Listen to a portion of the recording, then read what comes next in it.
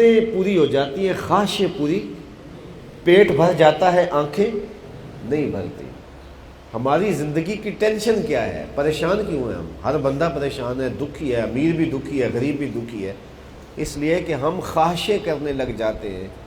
اگر اپنی زندگی کو ضرورتوں تک محدود کر لیں تو زندگی خوشحال ہو جائے گی، اور اگر زندگی کو خواہشوں پر لے جائیں تو وہ بادشاہوں کی بھی پوری نہیں ہوتی۔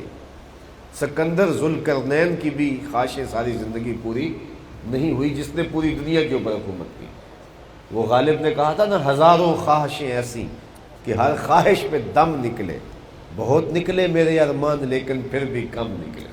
کہا بڑی آرزو تھی، اور ہر آرزو ایسی کہ جان نکلتی تھی آرزو پہ، لیکن بڑی آرزویں پوری ہو گئیں، خواہشیں پوری ہو گئیں، لیکن پھر بھی جو ہے وہ بہت ساری خواہشیں رہ گئیں۔ تو اس لیے خواہشیں پوری نہیں ہوتی۔ تو علامہ اقبال نے ایک مشورہ دیا، وہ کہتے ہیں کہ تیری دعا ہے کہ ہو میری آرزو پوری، تیری دعا ہے کہ ہو میری آرزو پوری، میری دعا ہے کہ تیری آرزو بدل جائے۔ تیری دعا کہ ہو میری آرزو پوری، میری دعا کہ تیری آرزو بدل جائے۔ تو آرزویں اگر انسان کرنے لگے، خواہشات کرنے لگے، تو وہ بادشاہوں کی بھی پوری نہیں ہوتی۔ تو اللہ تعالیٰ اس کو کہے گا کہ بندے بتا تجھے کیا چاہیے، تو وہ اپنی زندگی کی حسرتیں، خواہشیں جو رہ گئی ہوں گی، ظاہر ہے جو سب سے آخر میں جہنم سے نکالا جائے گا وہ کوئی غریب آدمی تو ہوگا نہیں، وہ تو وہی لوٹ مار کرنے والا ہوگا جس نے ہر خواہش کی ہوگی، ہر ڈاکہ مارا ہوگا، ہر ظلم کیا ہوگا، ہر زنا کیا ہوگا، ہر چوری کی ہوگی۔ جو سب سے آخر میں جہنم میں نکلے گا وہ انتہائی برا شخص ہی ہوگا، تو خواہشیں اس کی پھر بھی رہ گئی ہوں گی۔ تو وہ عرض کرے گا مالک میری فلاں فلاں فلاں فلاں فلاں خواہش رہتی ہے۔ اللہ فرمائے گا لاکا ما تمنیتا، جو جو تیری آرزو جا میں نے ساری پوری کر دی، تیرے لیے سب کچھ ہے، اب جنت میں چلا جا۔ اور جنت میں تیرے لیے 10 گنا جگہ ہے، دنیا سے 10 گنا جگہ۔ یہ 7 بر اعظموں پہ پھیلا ہوا جہاں، اس سے 10 گنا جگہ اس کو ملے گی جنت میں جو سب سے آخر میں جائے گا۔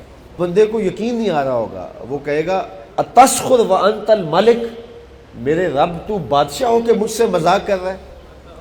اس لیے کہ اس کو یہ یقین نہیں آ رہا ہوگا کہ دنیا سے 10 گنا جگہ۔ تو فضاحک النبی حتی بدت انیابہ، حضور اتنا مسکرائے کہ حضور کی داڑھیں صحابہ کو نظر آنے لگی، کہ اسے یقین نہیں آ رہا ہوگا۔ وہ کہے گا اتسخر وانت الملک، تو بادشاہ ہو کے مجھ سے مذاق کر رہا ہے؟ اللہ فرمائے گا نہیں مذاق نہیں، جا دیکھ تیرے لیے جنت میں اتنی جگہ ہے۔ تو وہ جنت میں جائے گا تو اس دنیا سے 10 گنا جگہ اس کی ہوگی جو سب سے آخر میں جنت میں جائے گا۔ تو داتا گنج بخش علی حجویری کی جاگیروں کا عالم کیا ہوگا، بابا فرید گنج شکر کی جاگیروں کا عالم کیا ہوگا؟ تو پھر کیا عالم ہوگا ان لوگوں کا جنہوں نے اپنی زندگی اللہ کے راہ پہ گزار دی، اس کے دین پہ گزاری۔ تو اب اس سے آپ اندازہ کریں کہ آخرت کا اور دنیا کا مقابلہ ہی کیا ہے۔ شکم مادر میں بچہ تھا، وہ کہتا تھا اس سے بڑا جہان کوئی نہیں، دنیا میں ہے تو پھر آنکھیں کھلی، اب دنیا میں ہے تو اب کہتا اس سے بڑا جہان کوئی نہیں، لیکن آخرت میں جائے گا تو پھر پتہ چلے گا ایک دن بھی 50,000 سال کا، 50 سال کا نہیں، 100 سال کا نہیں، 50,000 سال کا ایک دن۔ اور سب سے کم جس کے پاس جگہ ہوگی اس کی اتنی جگہ ہوگی کہ اس دنیا کو 10 سے ضرب دو تو اتنی جگہ اس کے پاس ہوگی جو سب سے آخر میں جائے گا۔